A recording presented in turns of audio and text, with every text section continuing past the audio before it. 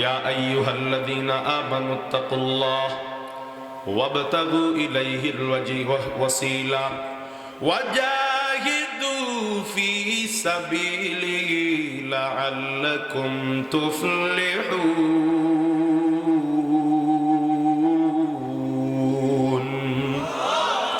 আল্লাহ বলেন, আল্লাহকে ভয় করো আর বাহানা তালাশ করো। সন্তান মা বাবার থেকে টাকা নেবার জন্য, কাপড় নেবার জন্য, খাবার নেবার জন্য কতই না বাহানা করে।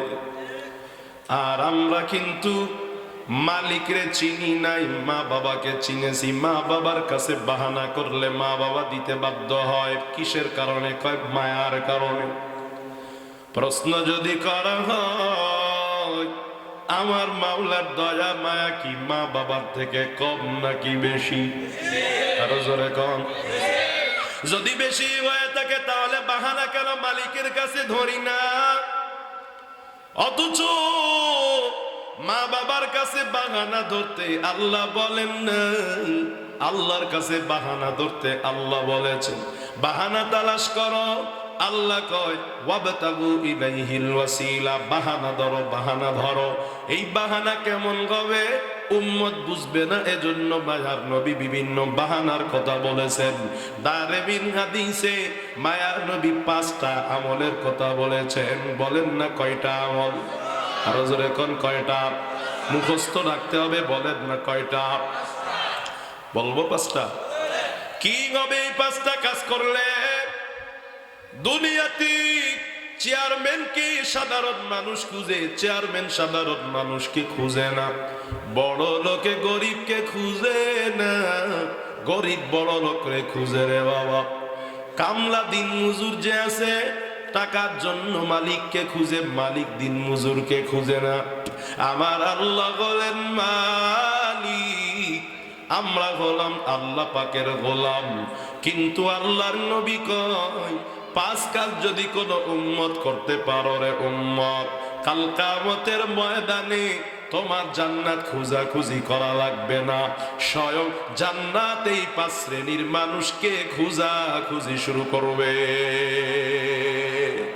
আতিনা ফি দার দুনিয়া না হাসান, আতিনা ফি নারে উকবানা হাসান, ইয়া গিয়াসাল মুস্তাগীসি নাহদিনা রবজি খারা বিল উলুমে ওয়াল গিনা।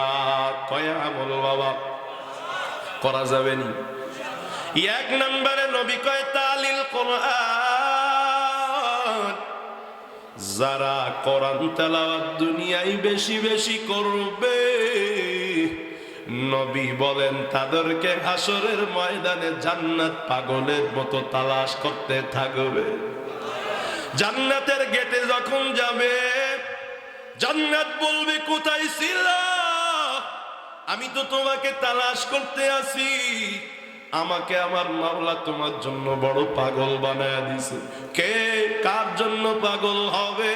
যে কোরআন তেলাওয়াতের জন্য বড় পাগল হয়ে যাবে। কিন্তু কপালে কি দুঃখ, জান্নাত চাই বটে, তবে কোরআন তেলাওয়াত করতে আমরা রাজি না। আমরা মনে করছি কোরআন তেলাওয়াত শুধু মাদ্রাসার ছাত্রের কাজ, শুধু হাফেজে কোরআনের কাজ, শুধু আলেমের কাজ, শুধু ইমামের কাজ। আসলে কি তাই? তাহলে বলুন তো দেখি কার কার কোরআন তেলাওয়াত শুদ্ধ আছে? হাত তুলাইলে সরব। ও বাবা, অথচ কোরআন তেলাওয়াত কেমন দামি। আমার নবী কয় ইন্নাল্লাযী লাইসা ফি জাওফিহি শাইউম মিনাল কোরআন কাল বাইতিল খরিব। কয় দুনিয়ার কোন বাড়িতে যদি মানুষজন না থাকে, এক সময় ভূতের আখড়ায় পরিণত হয়। কথা ঠিক ঠিক না? মায়ার নবী কয় যেই সিনার মধ্যে কোরআনের অংশ নাই, কোরআনের একটা লাইনও তার মুখস্থ নাই রে বাবা, কোরআন তেলাওয়াত তার হয় না। সকালবেলা সূর্য ওঠে, বিকাল বেলা সূর্য ডুবে যায়, আবার পরের দিন সূর্য উঠে যায়। কয়েকটা পৃষ্ঠা কয়েকটা পাতা কয়েকটা লাইন কোরআন পড়ার সুযোগ হয় না।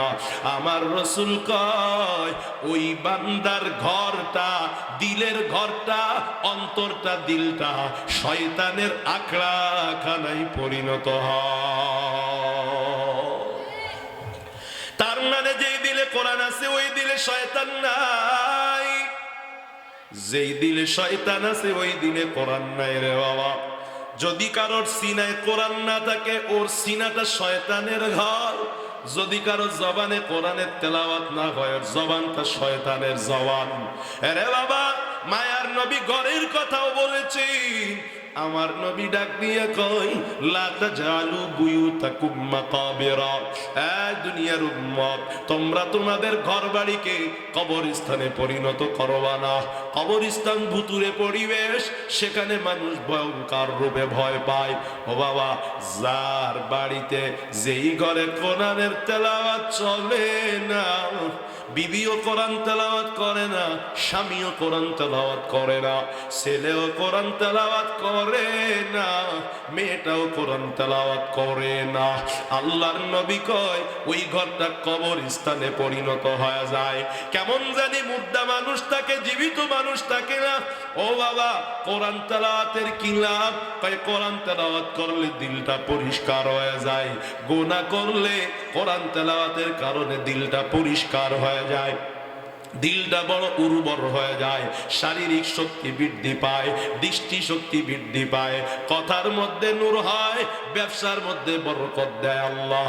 যদি কোনো ঘরে কোরআন তেলাওয়াত হয় ওই ঘরে কোনোদিন অভাব দেখা দিতে পারে না। যদি আমার কথা বিশ্বাস না হয়, খবর নিয়ে দেখি ভালো কাক খারাপ কাক, ভাজি দিয়ে খানা কাকা, গোলগুস্ত দিয়ে খানা কাক, কিন্তু না খেয়ে থাকে না কোরআনওয়ালা। যেটাই খাক না কেন হালাল খাবার খান। কোরআন যেখানে থাকে বাবা শয়তান সেখানে থাকতে পারে না। কিন্তু এক জামানায় কোরআন শেখার জন্য প্রতিযোগিতা হইতো, বর্তমানে কোরআন শেখার কোনো প্রতিযোগিতা নাই। আমার আল্লাহ উম্মতের ব্যাপারে, আল্লাহ আমার নবীজি উম্মতের ব্যাপারে কোনো অভিযোগ করেন নাই, একটা মাত্র অভিযোগ করেছেন আল্লাহ, ওয়াকালার রাসূলু ইয়া রাব্বি ইন্না কওমি ইত্তাখাযু হাযাল কুরআনা মাহজুরা। ও আল্লাহ, আমার উম্মত কেন জানি কোরআনটারে ছাইড়া দিল, কোরআনকে ছেড়ে দিল। ও বাবা, আজকে আমাদের উপর এত অধঃপতন কেন? তাই কোরআন তেলাওয়াত না, এজন্য কোরআন তেলাওয়াত কেমন দাবি?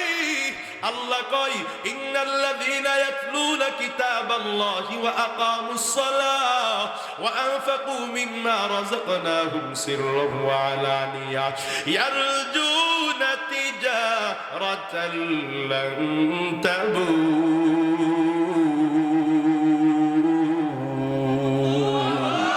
দুনিয়াতে ব্যবসা আছে না নাই? ব্যবসা করতে মানুষ কি তালাশ করে? কয় লাভ লাগবে, লসের সম্ভাবনা যেন না থাকে। কথা কয় না? ব্যবসার মধ্যে লাভও আছে লসও আছে, এজন্য কয় ব্যবসায় যাওয়া যাবে না। সুদে গেলে তো কোনো লস নাই, সুদে গেলে শুধু লাভ আর লাভ। আসলে কি লাভ না লস? ইয়ামহাকুল্লাহুর রিবা ওয়া ইউরবিস সাদাকাত। আল্লাহ কয় সুদ যারা খায় এদের সংকুচিত আল্লাহ করে দেয়, এদের সম্পদ দিন দিন কমায়া দেয় কে? আরে বাবা, ব্যবসা করে না কেন? সুদে টাকা লাগাইছে কেন? কয় লস থেকে বাঁচবে। আমার আল্লাহ কয় দুনিয়ার মধ্যে একটা ব্যবসা আছে, ওই ব্যবসায় কোনোদিন লস হয় না, ওই ব্যবসা কোনো ঝুঁকি নাই, ওই ব্যবসা নিরাপদ। বলবো ব্যবসার কথা?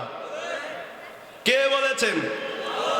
ইন্নাল্লাযীনা ইয়াতলুনা কিতাবাল্লাহ, আল্লাহ বলেন যারা আল্লাহর কিতাব তেলাওয়াত করে, ওয়া আকামুস সালাতা, নামাজ প্রতিষ্ঠা করে, ওয়া আনফাকু মিম্মা রাযাকনাহুম, আর আল্লাহ যা দান করেছেন, আল্লাহ যে রিজিক দিয়েছেন তা হতে দান করে, গোপনেও দেয় প্রকাশ্যেও দেয়, সবভাবে দান সদকা করে।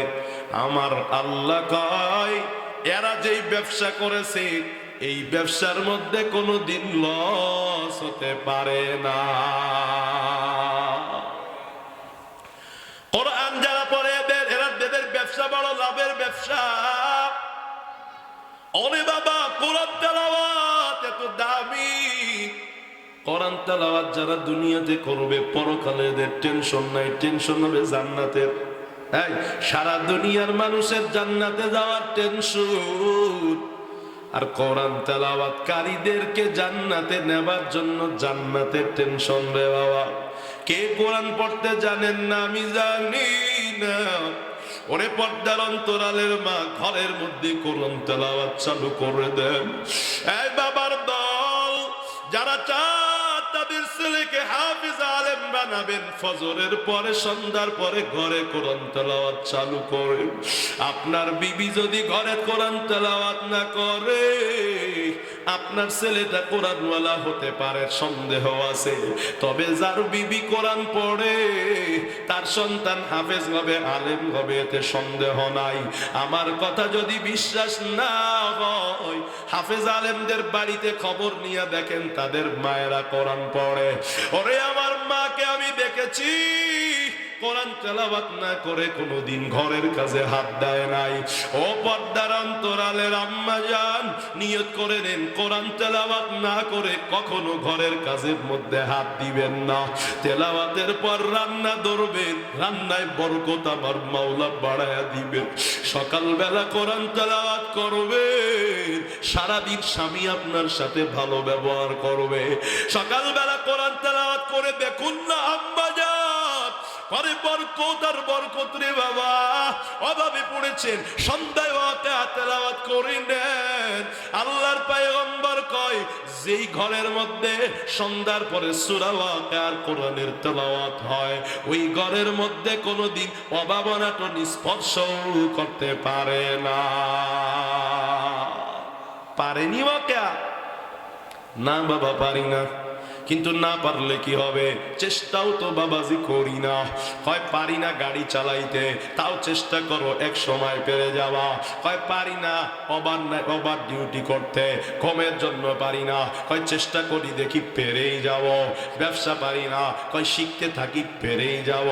সব কিছুকে চেষ্টা প্রাধান্য দিলাম, কোরআনটাকে বাবা কেন পিছায় রাখলাম? হাতে ধরে পায়ে ধরে বলে, যুবক, হাসরে যদি জান্নাতি হতে চাও, কোরআন না পড়ে কবরে যাইও না, যাইও না। আপনারা জানেন, আমিও জানতাম, কবরে প্রশ্ন হবে কয়টা? আরো জোরে কন্যা কয়টা? আমি গত মাসে অক্টোবর মাসে মাদারীপুরে একটা মাহফিলে গেলাম। আমার উস্তাদ আল্লামা মুফতি জাহিদুল ইসলাম কাসেমীর সাথে আমি ওই ময়দানে বয়ান করেছি, কবরে প্রশ্ন হবে 3টা। আমার উস্তাদ জামিয়াত ইব্রাহিমের মুহতামিম শাইখুল হাদিস হুজুর বললেন, বাবা কবরে কিন্তু প্রশ্ন হবে 4টা। উস্তাদে আমার ভুলটা ধরে দিলেন। আমি বললাম, হুজুর আর একটা কি? উস্তাদ আমাকে হাত ধরে ধরে শিখাইয়া দিলেন, ও আমার ছাত্র, 3টা প্রশ্ন হবে। 1 নাম্বার প্রশ্ন তোমার রবকে, 2 নাম্বার প্রশ্ন তোমার ধর্ম কি, 3 নাম্বার প্রশ্ন নবীকে দেখায়া বলবে চেনাকে চিনো নাকি, 4 নাম্বার একটা প্রশ্ন হবে, ওই প্রশ্ন করবে, এই তুমি যে প্রশ্নের জবাবগুলো দিলা, এই প্রশ্নগুলো তুমি কোথা থেকে দিলা?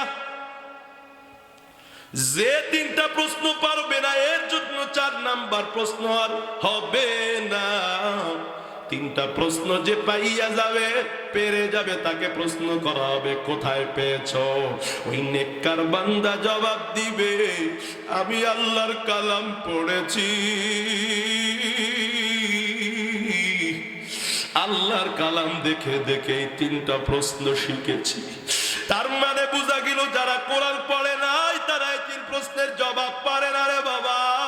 কোরআন না পড়ে কবরে গেলে যত যা কিছু ইবাদত করেন প্রশ্নের জবাব দিতে পারবেন না।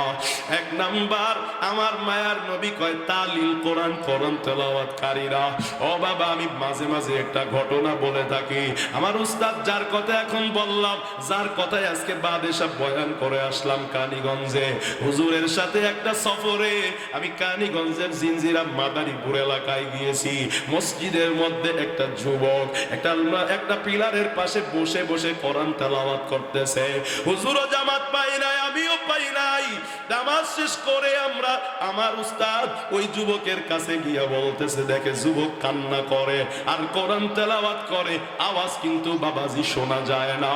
এবার ওই যুবক কোরআনের পৃষ্ঠার উপরে শুধু আঙ্গুল নাই, মুহূর্তে মুহূর্তে আঙ্গুল নাড়ায় পৃষ্ঠাটা উল্টায় আর পৃষ্ঠাটা উল্টায়। হুজুর কয়, যুবক তুমি এটা কি করতেছো? কোরআন তেলাওয়াত এত তাড়াতাড়ি কেমনে করো? আমি একজন হাফেজ, আমি তো এত দ্রুত কোরআন পড়তে পারি না। যুবক চোখের পানি ছেড়ে হাউ মাউ করে কান্না করে আর কয়, হুজুর আপনাদের মতো আলেমদের বয়ানে কোরআনের বয়ান শুনেছি, আমি এক মাহফিলে ওয়াজ শুনে কোরআনের পাগল হয়ে গিয়েছি। হুজুর আমি গার্মেন্টসের মধ্যে চাকরি করি, সময় পাই না, কিন্তু লাঞ্চের টাইমে আসলে আমি গোসল আর খাবারের টাইমটা একটু কমাইয়া নি। মসজিদে জোহরের নামাজ পড়ার পর আমি কোরআনটা লইয়া কোরআনের উপরে হাত বোলাই, হুজুর আমি তো কোরআন পড়তে পারি না রে হুজুর, দোয়া করবেন যেন কোরআন পড়তে পারি। তাহলে তুমি মুখ নাড়ায়া নাড়ায়া কি পড়তেছো? যুবক কয়, হুজুর আমি আল্লাহ আল্লাহ আল্লাহ আল্লাহ আল্লাহ আল্লাহ আল্লাহ আল্লাহ বলি, আর আল্লাহকে বলি আল্লাহ, কোরআন পড়তে পারি না, আমারে তুমি কোরআন পড়াটা শিখাইয়া দাও না। এ বাবা, বহু হাফেজ আসলে হাফেজ না কইয়া হাফেজদের সাথে জান্নাতে থাকবে।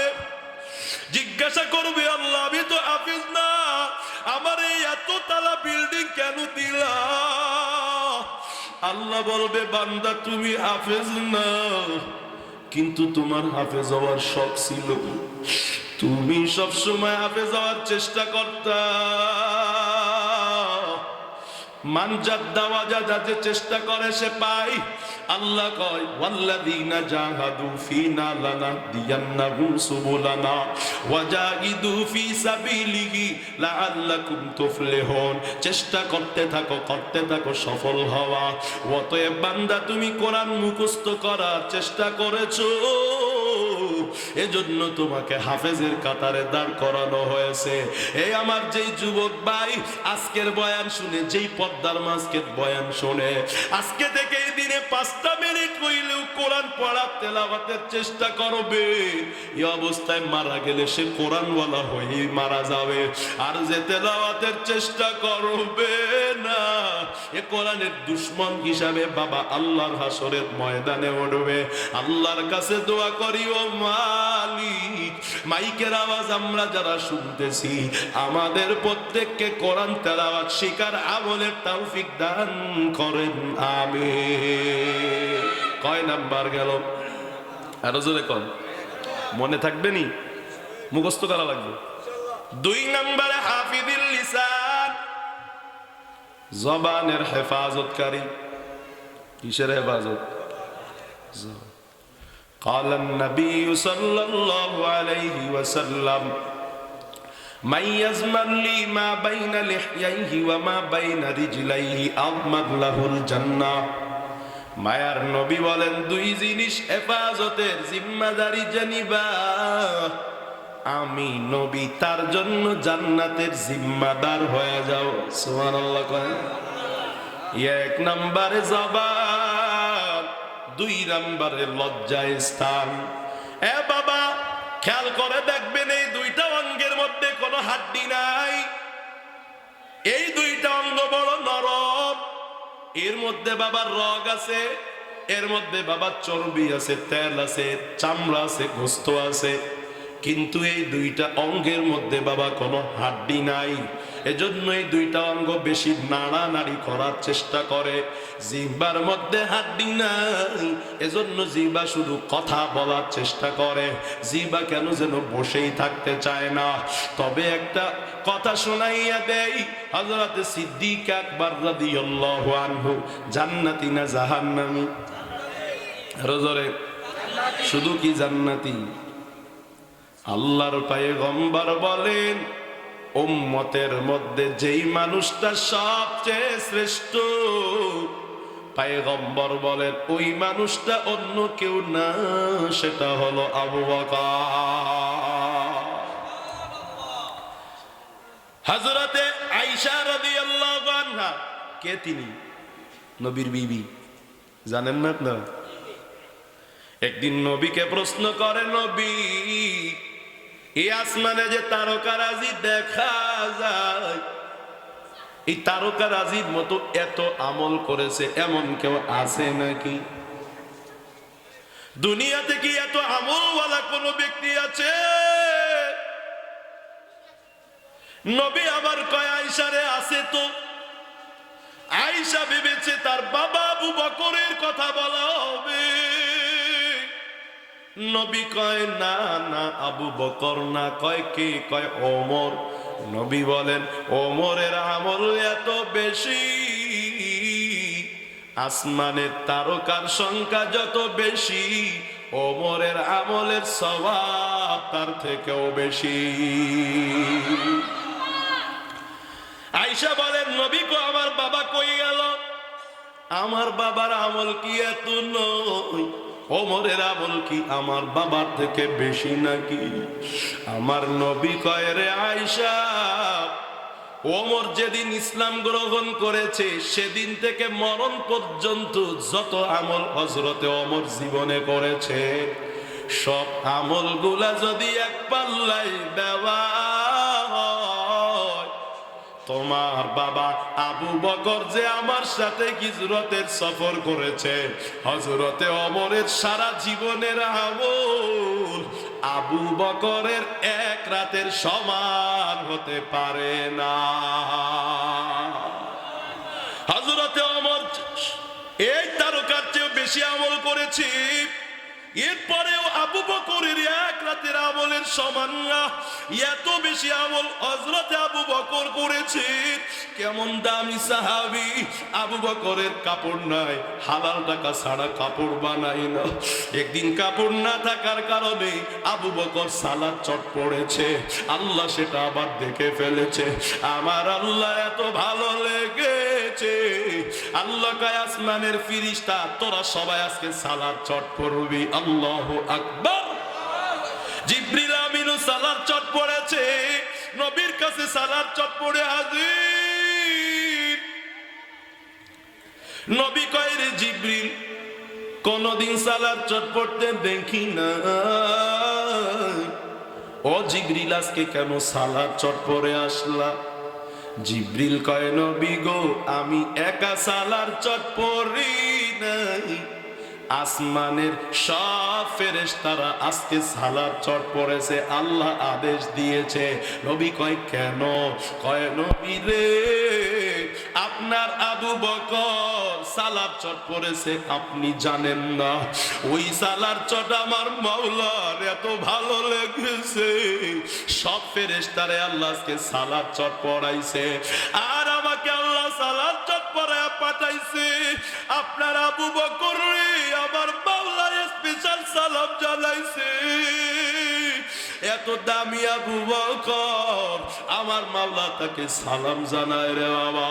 ওই আবু বকর নবীজির ইন্তিকালের পর মায়ার নবীর একটা সিল ছিল, চিঠি পাঠাইলে রাষ্ট্রপ্রধানের পক্ষ থেকে সিল মারা হয় কি হয় না? হয় নবীর সিলে কি লেখা ছিল? মুহাম্মাদুর রাসূলুল্লাহ। নবীর সিলেটা ছিল। নবী চলে গেছেন, আর কেউ তো রাসূল আসবে না, আবু বকর এই সিল মারতে পারবে না। সবাই মিলে পরামর্শে বসলেন, ও আবু বকর রাদিয়াল্লাহু আনহু, আপনার সিলে কি লেখা থাকবে? কেউ কয় নবীজির সাথী, কেউ পরামর্শ দেয় আবু বকর, কেউ কয় সিদ্দিক লেখা থাকবে। রে বাবা, আবু বকর কবে থেকে সিদ্দিক? দুনিয়ায় আগমনের পূর্ব থেকেই সিদ্দিক। আবু বকর যেদিন দুনিয়ায় আসবেন তার আগে আবু বকরের মা গায়েবী আওয়াজ পায়, কে জানি বলে আবশিরু বিল ওয়ালাদিল আতিক। এ আবু বকরের মা এমন একটা সন্তানের সুসংবাদ নেও, সে কোনোদিন জাহান্নামে যাবে না। কয় ইসমুহু ফিস সামাই সিদ্দিক, দুনিয়াতে তার নাম যাই হোক না কেন, আসমানে তার নাম লেখা সিদ্দিক। এই আবু বকর সিদ্দিক দামি, কম দামি না বেশি দামি? অনেক দামি সাহাবী। সিল বকর লেখা হবে। হযরতে আবু বকর বলে, আমার সিলের মধ্যে রাষ্ট্রপ্রধানও লিখবো না, খলিফাতুল মুসলিমুনও কেউ লেখবা না, আমার নামটাও কেউ লেখবা না। তবে কি লিখবো বলে দেন? কই লেখো কুলিল খায়র, ভালো কথা বলো। সুবহানাল্লাহ কয় না? যেখানে লেখা দেখবে যে কুলিল খায়র, কথা বললে ভালো কথা বলবা, না হয় বলবা না, চুপ থাকবা, ওই সিল পাইলেই বোঝা যাবে আবু বকরের সিল। আবু বকর রে বহু জায়গায় নবীজি জান্নাতি বলেছেন। ওই আবু বকরের জীবনের শ্রেষ্ঠ নসিহত, কথা বললে ভালো কথা বলবা, না হয় কথা বলবা না। ওই আবু বকর, পরে আমরা তো কোথায় কয়েকজন জমা হইলে বলি, এই আসো তো একটু গল্প করি। এই চুপচাপ থাকো কেন? একটু কথা বলো না, একটু গপ্প টপ্প করো না, একটু মস্কারা করো না। অমিয়া চুপচাপ কেন? কেউ ঠাডা পড়ছে নাকি? জবানটা বন্ধ কেন? ঠিক না বেটি? আর হযরতে আবু বকর একটা কাচের বল নিয়ে সবসময় নিজের মুখের মধ্যে ভরে রাখতেন। কথা বলার সময় বলে বের করতে, কথাটা বলে প্রয়োজনীয় কথা বলে আবার জবানটা বন্ধ করার জন্য কাচের বল দিয়ে দিতেন। জিজ্ঞাসা করা হয় কেন এমন করে? জবাব দেয়, এই জবানটা বড় খারাপ। দুনিয়ায় যত পাপ হয় সব পাপ এই জবানের দ্বারা হয়। দুনিয়ার অধিকাংশ পাপ জবানে, মিথ্যা কথা জবানে, গীবত পরনিন্দা জবানে, গালি দেওয়া জবানে, কটূক্তি করা জবানে। কথা ঠিক না বেটি? গান বলা কোথায়? জবানে। মারে ধমক দিয়া কোথায়? কই জবান। হারাম খাদ্য কই? কই জবান। নেশা করে কোন দিক দিয়া? কয় এই জবানটা দিয়া। রে বাবা, জবান দিয়া সবচেয়ে বেশি নাফরমানি করা হয়। এই জবানের কারণে অধিকাংশ মানুষ জাহান্নামে চলে যাবে। ওই দামি আবু বকর জিহ্বাটা ধরে ধরে মাঝে মাঝে বলতেন, তোর জন্য আমি আবু বকর ধ্বংস হয়ে গেল, তোর জন্য আমার জাহান্নামে যাওয়া লাগতে পারে। এ পর্দার মা গার্মেন্টসে কাজ করবেন, পরস্পরে গল্পের দরকার নাই। মনে মনে জবানে পড়বেন আল্লাহ আল্লাহ আল্লাহ সুবহানাল্লাহ, মনে মনে পড়বেন আস্তাগফিরুল্লাহ। ও মা, ও বাবা, এ যুবক কথা না বলিয়া, এ অটো ড্রাইভার আমার ভাই, অটো চালান, সারাদিন বসে থাকেন, জবানটা বন্ধ রাখবেন, পড়তে থাকবেন। রে বাবা, কি হবে জানেন নাকি? আল্লাহ কয়, যদি কেউ ইস্তেগফার করে তার রিজিকের মধ্যে আল্লাহ প্রশস্ততা দান করেন। নবী কয়, মান লাজিমাল ইস্তিগফার ইস্তিগফার জাআলাল্লাহু লাহু মিন কুল্লি দিকিন মাখরাজা ওয়া মিন কুল্লি হাম্মিন ফারাজা ওয়া ইয়ারযুকুহু মিন হাইসু লা ইয়াহতাসিব। এ বাবা, আল্লাহর নবী কয় যে সর্বদা নিজের সাথে ইস্তিগফারকে সাথী করবে, সব সময় আস্তাগফিরুল্লাহ আস্তাগফিরুল্লাহ আস্তাগফিরুল্লাহ পড়বে, আমার নবী কয় ও যত বড় বিপদে পড়ুক না কেন উদ্ধার করবেন কে?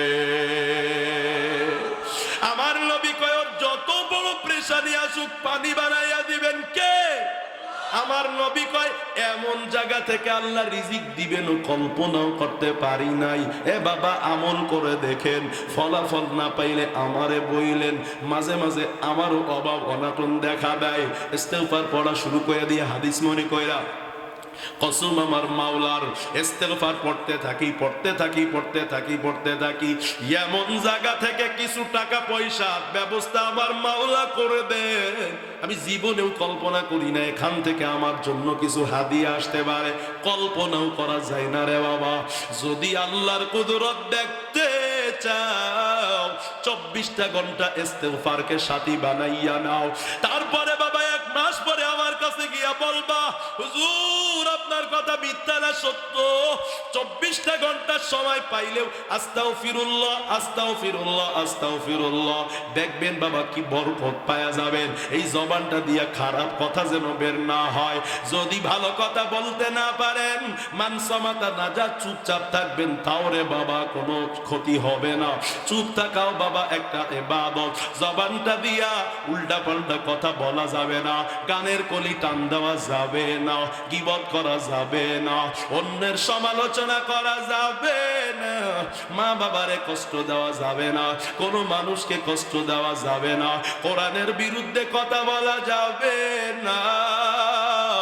জবানটা দিয়ে যদি কিছু বলি ভালো কথা বলবো, না হয় চুপচাপ থাকবো, পারবো তো ইনশাআল্লাহ। আরো জোরে আল্লাহ কবুল করেন, মহাব্বতে পড়েন আমিন। অনেক রাত হয়েছে তাই না? 3 নাম্বারটা বলবো নি?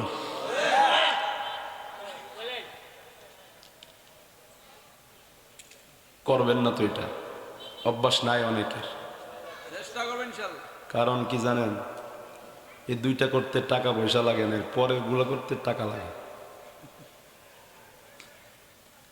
ভালোবাসি মুখ দিয়া মাগর মানি দিয়া নয়, এমন ভালোবাসার না নাই?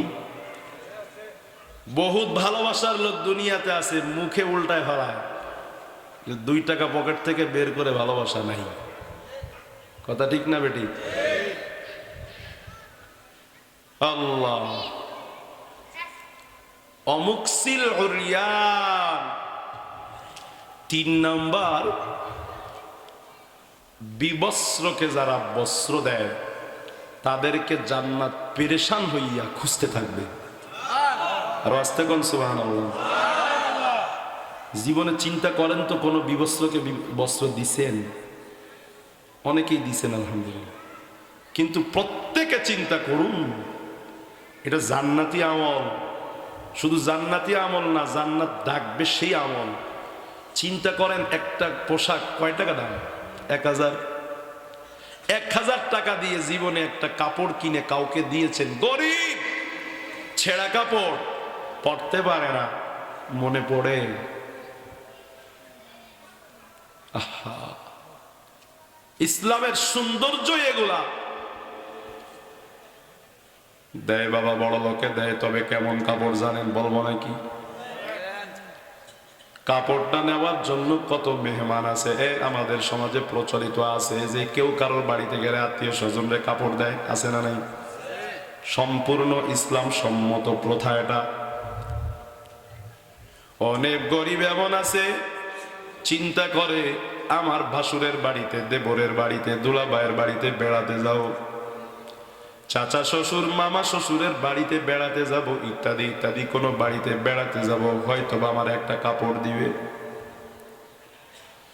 গরিব বেচারা কাপড় কিনে পড়তে পারে না, কিন্তু মেহমান বাড়িতে যায়, ওই মেহমানে বড় লোক টাকাওয়ালা একটা কাপড় দিয়া বাড়ি থেকে বিদায় করে না, কথা কন আছে না নাই? মেহমান আপনার বাড়িতে আসলে কাপড় দিবেন, এটা ইসলাম সম্মত, এটা ইসলাম অসম্মত না। একটা কাপড়ের আশা ছেঁড়া কাপড় নিয়ে মেহমান বাড়িতে যায়, বিদায়ের সময় চোখের পানি নিয়ে বেরোয়। আফসোস, অমুকের বাড়িতে আসলাম, সে অনেক বড় লোক মানুষ, আমাকে একটা কাপড় দিবে, কিন্তু একটা কাপড় দিল না। আবার এমন এমন বড় লোক আমাদের সমাজে আছে, এমন এমন কাপড় কিনে দেয় যে কাপড়টা ওই মায়ের, ওই মহিলার, ওই পুরুষের কান্নার কারণ হয়। কারণ একটা প্যাকেটের মধ্যে একটা শাড়ি দিয়ে দিছে, জাকাতের শাড়ি, জাকাতের লুঙ্গি, দক্ষিণী গরিব ওই কাপড়টারে পরে নাই, গোছানো অবস্থায় আলমারির মধ্যে রাইখা দিছে, কয় অমুকের বিয়ের দিনে পরবো, মেয়ের বিয়ের দিনে পরবো, ছেলের বিয়ের দিনে পরবো, বিশেষ অনুষ্ঠানে পরবো। অনুষ্ঠানের দিন যখন আলমারিটা খুলছে, কত মহিলা আমার জানা মতে এমন আছে রে বাবা, আলমারি থেকে শাড়িটা বের করে হাতে নেয় আর চোখের পানি বেয়ে বেয়ে পড়ে, আর মনে মনে কয় আমার বুঝি নতুন কাপড় পরে মেহমান বাড়ি যাওয়া হলো না। এই কাপড়টা এমন কাপড় পরার মতো কোনো অবস্থা নাই, এত পাতলা কাপড়, সেরা কাপড় পরে আই মেহমান বাড়ি যায়, কত মানুষ তাকে বেশি কথা কয় রে বাবা। আমার বিবির 4টা 5টা 10টা 5টা কাপড়, ওরে বাবা, ঈদের সময় বিবির জন্য কাপড় কিনলাম, ছেলের জন্য কাপড় কিনলাম, মায়ের জন্য কাপড় কিনলাম। একটু কি চিন্তা করে দেখলাম আমার আত্মীয়র মধ্যে এমন কেউ আছে এই ঈদের দিনেও একটা কাপড় পরতে পারে না?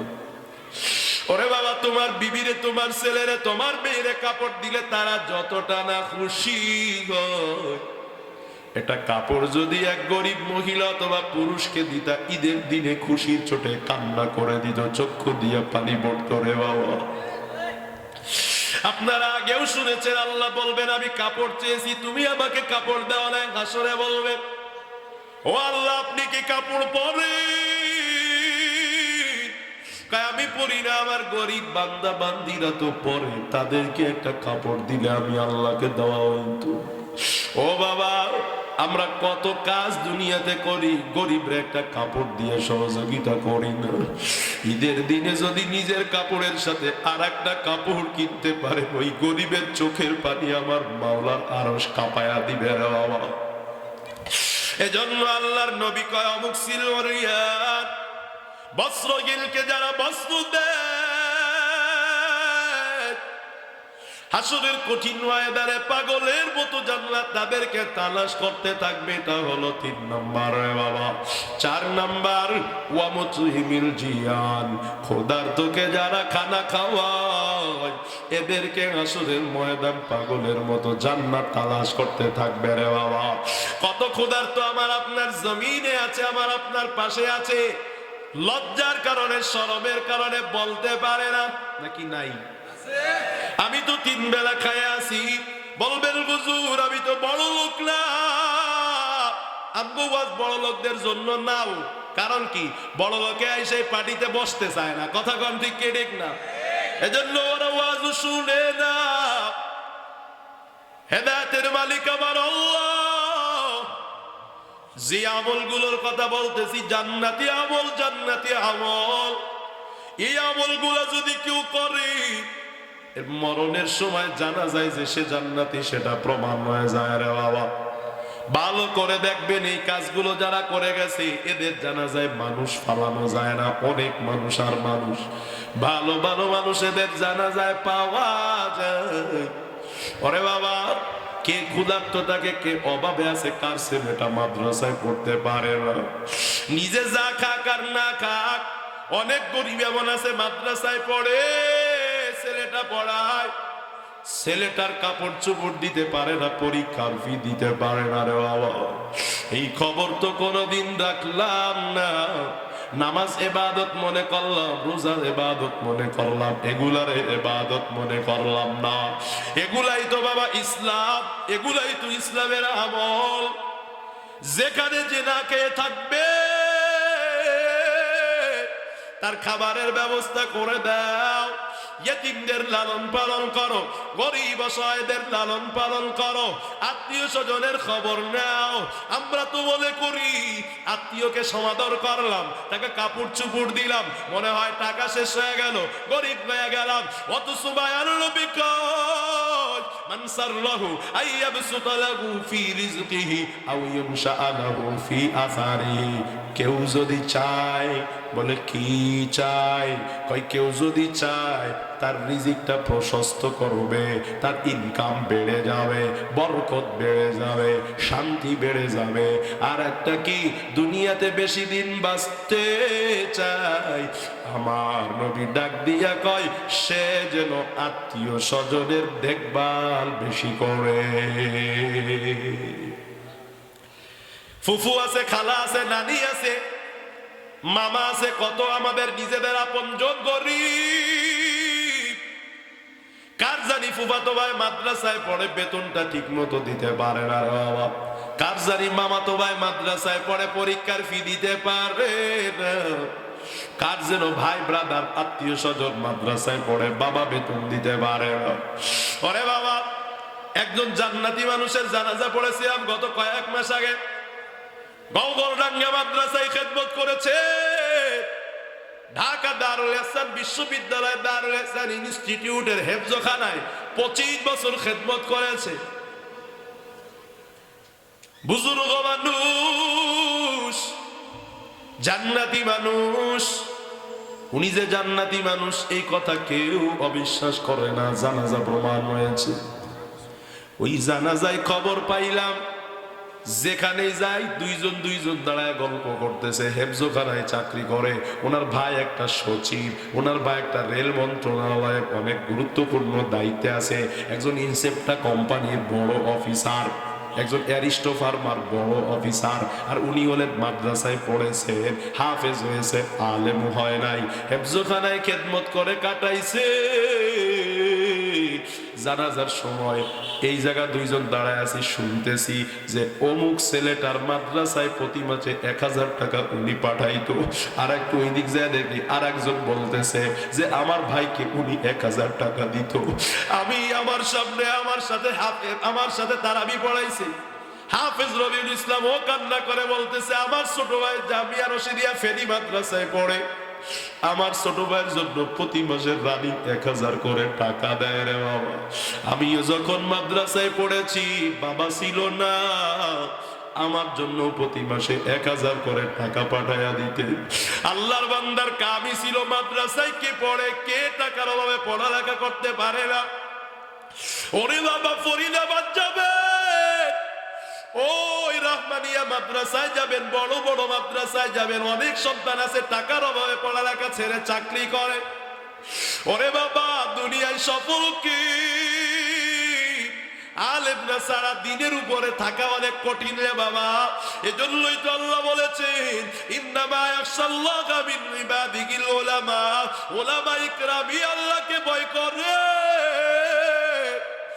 একজন আলেম যদি বানাইতে পারেন, একজন আলেমের পড়া লেখা যদি ছাত্র জামানায় খরচ দিতে পারেন রে বাবা, মাদ্রাসার ফ্যান যদি দিতে পারেন রে বাবা, এগুলো যে কত আপনার উপকারে দিবে চোখ বুঝার আগে বুঝতে পারবেন না রে বাবা।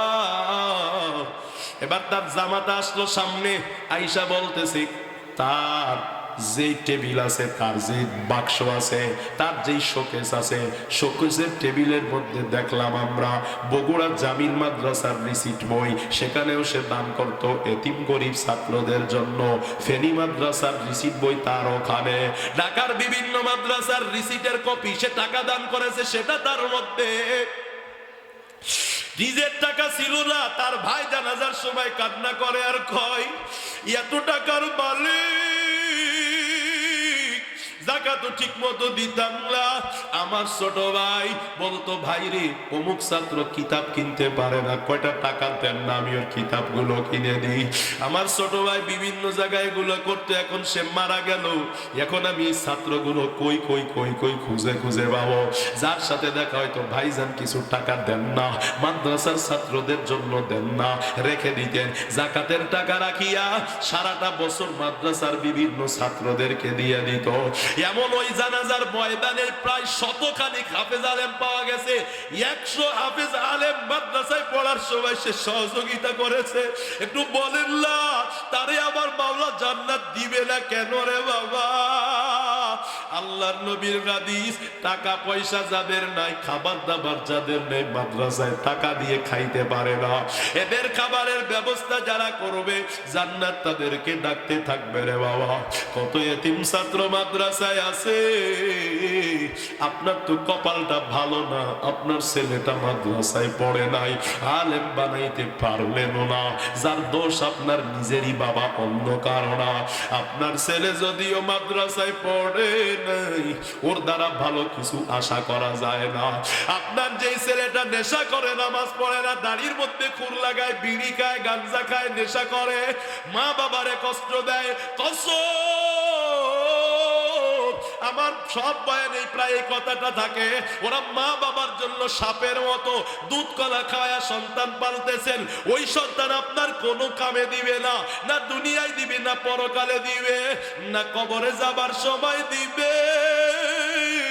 ও বাবা, একটু চিন্তা করেন, আপনার আশপাশে কোন মাদ্রাসায় গরিব ছাত্র আছে, এতিম ছাত্র আছে রে বাবা?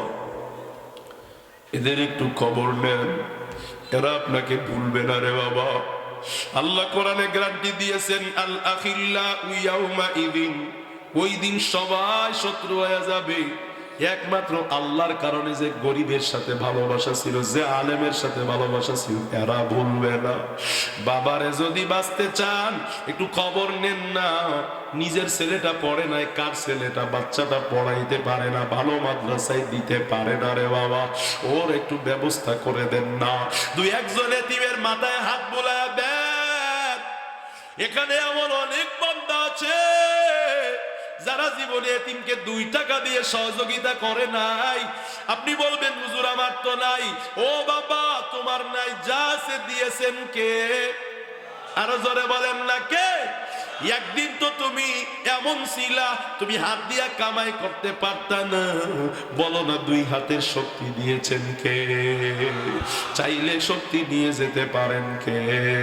আমার মায়ার নবী এতিমদেরকে বড় ভালোবাসতেন।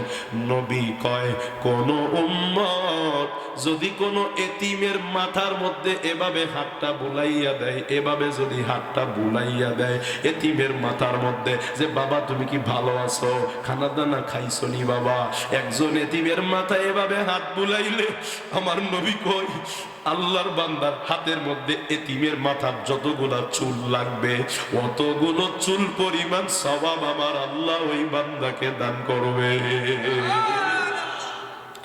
আরে বাবা, এতিমের মর্ম বুঝলা না, খবর নিলা না। তোমার বাড়ি বরিশাল, তোমার বাড়ি কুয়াকাটা, তোমার বাড়ি কিশোরগঞ্জ, তোমার বাড়ি ময়মনসিংহ, কত এতিম তোমার বাড়ির আশপাশে ঘুরে, খবর নিলা না রে বাবা। ওর মাথায় হাত বুলাইলেই সওয়াব। আমার নবী এতিমের ব্যাপারে কি হাদিস বলেছেন? এই আমাদের কার না মনে চাই নবীর সাথে জান্নাতে থাকি? নবীর সাথে জান্নাতে থাকতে কার কার মনে চায়? হাত তুলে দেখান না। আল্লাহ কবুল করেন, মুহাব্বতে পড়েন আমিন। হাতটা আমার ভাইরা, আমার নবীর সাথে জান্নাতে থাকার একটা আমল বলবো নাকি? আমার নবীজি একদিন ঈদের নামাজে যাচ্ছেন। এই হাদিসটা যখন পড়েছি আমার বাবার কথাও মনে পড়েছে, কারণ আমার বাবারে দেখতাম যখন ঈদের ময়দানে যাইতেন 10-20 টাকার নোট অনেকগুলা নিতেন, যে বাচ্চাকে পাইতেন তাকেই দিতেন। আমার আপনার মায়ার নবী যাইতেছে যাইতেছে যাইতেছে, হঠাৎ করে একটা বাচ্চা কান্দে, কয় কান্দো কেন? আজকে ঈদের দিন, আমার বাবা নাই। নবী কয়, কি বলো, আমিও তো এতিম, কাদের মধ্যে তুলিয়া ঘরে গিয়া কয় আয়সা গোসল করাও, নবীর একটা চাদর ফাইড়া কয় রে পরাইয়া দাও। নবী কাঁধে করে নিয়া মেম্বারে যায়, মেম্বারে গিয়া যখন ঈদের নামাজের খুতবা দিবে, আমার নবীজির মেম্বারের পাশে তাকে বসায়, আল্লাহু আকবার। নবীজির পাশে বসাইয়া নবীজি এইভাবে দুইটা আঙ্গুল উঁচা করেন, শাহাদাত আঙ্গুল, মধ্যমা আঙ্গুল। আর নবী কয়, ও সাহাবায়ে কেরাম, এই ছেলেটা আমি এরে গোসল করাইছি, কাপড় পরাইছি, ঈদের মাঠে এনেছি। আনা ওয়া কাফিলুল ইয়াতীম হাকাযা, এতিমের ভরণ পোষণকারী, এতিমের দেখভালকারী আর আমি নবী। যে এতিমরে টাকা পয়সা দিয়া মাদ্রাসায় পড়াবে, সে আর আমি নবী। জান্নাতে আমার এই দুইটা আঙ্গুল যতটা কাছাকাছি, নবী কয় এতটা কাছাকাছি থাকবো। ভাইরা আমার, কথা এখানেই শেষ। দীর্ঘ আলোচনা প্রয়োজন না। আমাদের উস্তাদে মুহতারাম, উস্তাদুল আসাতিজা, ধর্মগঞ্জের কৃতি সন্তান আল্লামা আব্দুস সুবুর কাসেমি হাফিজাল্লাহ চলে এসেছেন। হুজুর কথা বলবেন তো এতটুকুই বললাম। কোরআন তেলাওয়াত করা, জবানের হেফাজত করা, যার পোশাক নাই তার পোশাক দেওয়া, আর এতিমের লালন পালন করা, যার খানা নাই তার খানা দেওয়া, মাদ্রাসাগুলোর দিকে হেফাজত খেয়াল রাখা। আল্লাহ পাক তৌফিক দান করেন, আমিন। আসসালামু আলাইকুম ওয়া রাহমাতুল্লাহ।